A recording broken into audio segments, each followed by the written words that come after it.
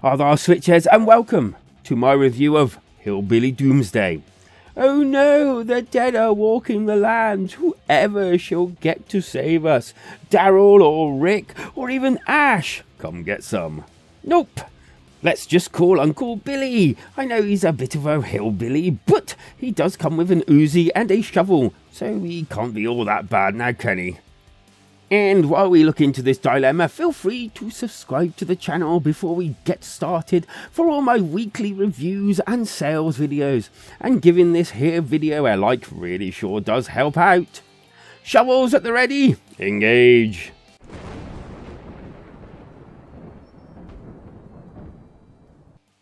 Story. With an unknown stranger turning almost everything into zombies, the end is near for a few survivors. And yes, you've guessed it, there's only one person who can stop evil from claiming any more innocence. Enter Uncle Billy. Hello, it's up to you to travel to the source of this disaster and make it stop by any means you can. As a plot, it's simple, does what it needs to do, and adds an element of humour. Controls. These are rather standard. The controls work pretty well, although I thought it was a pretty cool idea that due to the controls not using full range of buttons on the controller, they have mapped the controls more than once, giving you more choice of which ones you want to use for extra comfort.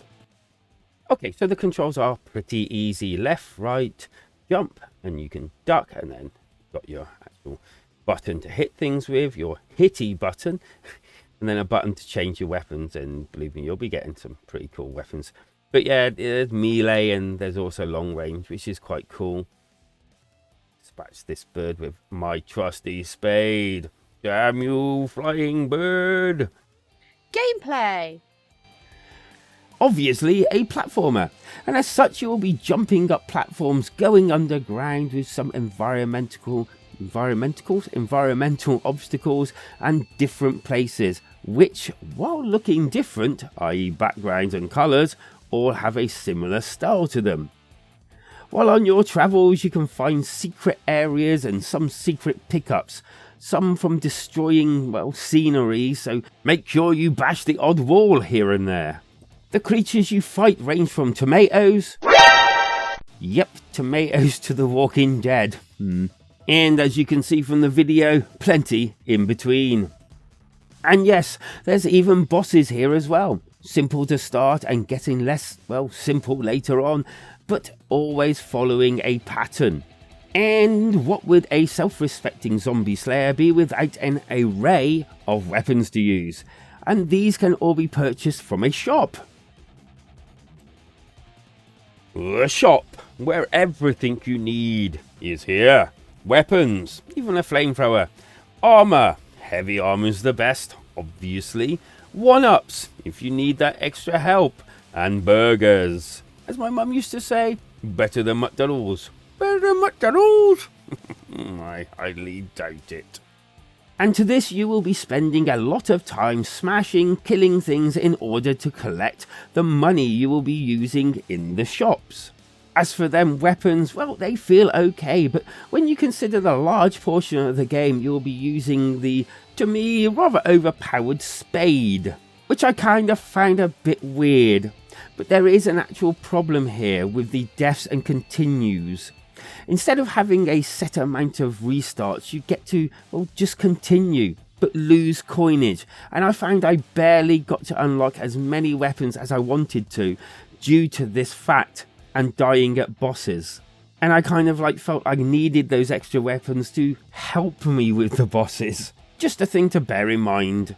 Moving on, the bosses and the undead whatever they are not the only dangers in these lands. The environment seems to be out to get you at times as well, with slippery surfaces, exploding barrels and pitfalls, and unfortunately from time to time it's hard to actually gauge what is a pitfall and what's safe to jump or fall down.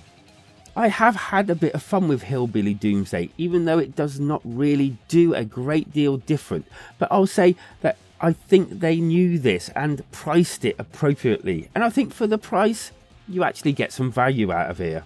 Visuals and sound. It does look suitably retro with an interesting colour palette at times.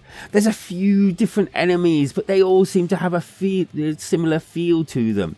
But this did not really bother me too much while I was playing. Oh, and there's loads of bits and pieces flying around most of the time. Blood, blah blah blah blah. Weirdly enough, it's sort of voiced. This for me really made it feel a little bit different to your normal standard retro platformer. As with most games like this, the other sounds are, retro? They're good. Voiced where it counts, nice retro feel, plenty of weapons and things to purchase if you can keep hold of them coins. The bad. Not knowing if a drop is a pitfall or just a drop. The unlock of weapons and the like system with coins and continues felt a little bad for building your arsenal. Can feel a little samey. The score. While the game definitely has a few the bad points, I felt it was fun, short, sweet, and for the money, fairly priced.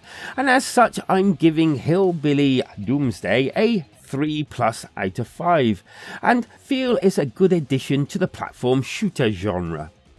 And as usual, before we get to that alternative, and if you feel like you want more reviews like this one, and sales videos on a weekly basis, then go ahead and subscribe to the channel. And don't forget to drop the video a like, as it really does help. The alternative. Broforce. Fast-paced platform shooter that really does embrace its action hero influence. So when you're done with Hillbilly Doomsday and feel like something on the multiplayer side of things, then maybe this one's for you. And with that, why not come visit the Switchheads community Discord if you fancy taking the conversation further. And if not, then thanks for watching, because life is better when we switch together.